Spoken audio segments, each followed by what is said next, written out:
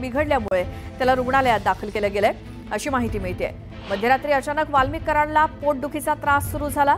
यानंतर पोलीस बंदोबस्तात वाल्मिक कराडला बीड जिल्हा रुग्णालयात दाखल करण्यात आलं। आमचे प्रतिनिधी सुरेश जाधव आपल्या सोबत बीडवरनं जोडले गेलेत।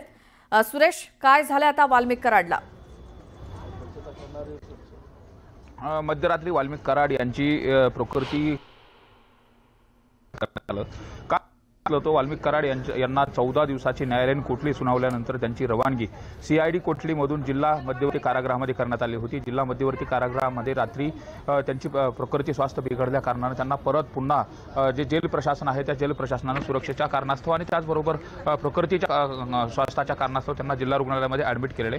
काल जर आपण पाहिलं तर ज्यावेळेस माननीय जिल्हा न्यायालयाने MCR सुनावल्यानंतर त्यांची वैद्यकीय तपासणी देखील करण्यात आली होती। वाल्मिक कराड यांची वैद्यकीय तपासणी केल्यानंतर जे पथक आहे त्या पथकाने वाल्मिक कराड यांना खोकला, ताप आणि सर्दी असल्याचं देखील सांगितलं होतं आणि त्यानंतर मध्यरात्री प्रकृती बिघडल्या कारणानं आता जिल्हा रुग्णालयामध्ये उपचार सुरू आहे। त्याच जिल्हा रुग्णालयाच्या बाहेर मोठा पोलीस बंदोबस्त देखील ठेवण्यात आला आहे सध्या। आणि तसं पाहिलं तर वाल्मिक कराड यांना स्लीप ॲपनिया नावाचा जो आजार आहे, श्वसनासाठी त्रास होतो आणि त्यातच सर्दी, ताप हे असल्या कारणानं परत प्रकृतीच्या संदर्भात दुसरी कुठली अपडेट होऊ नये म्हणून या दृष्टिकोनातनं जेल प्रशासनानं सुरक्षेची उपाययोजना आणि खबरदारी म्हणून आता जिल्हा रुग्णालयामध्ये ॲडमिट करण्यात आलेलं आहे। रात्रीपासून मध्यरात्रीपासून त्यांच्यावरती उपचार सुरू आहे आणि आता प्रकृती व्यवस्थित आल्याचं देखील इथलचे जे वैद्यकीय अधिकारी आहेत त्यांनी देखील सांगितलेलं आहे। त्यामुळे आता वाल्मिक कराड किती वेळ या ठिकाणी त्यांना ॲडमिट करून ठेवलं जाणार हे देखील पाहणं महत्त्वाचं आहे। मात्र जी वैद्यकीय टीम आहे ती वाल्मिक कराड यांच्या प्रकृती स्वास्थ्यावरती लक्ष ठेवून आहे।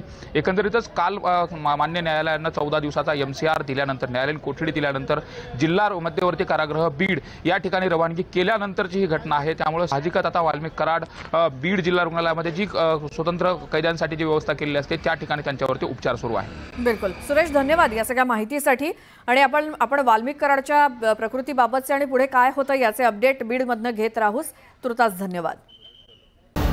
सोमनाच्या मानेवर व्रण होते, पाठीवर जखमा होत्या, स्पाईनला दुखापत झाली, कमरेवर जखमा होत्या, पोटरीवरही जखमा होत्या।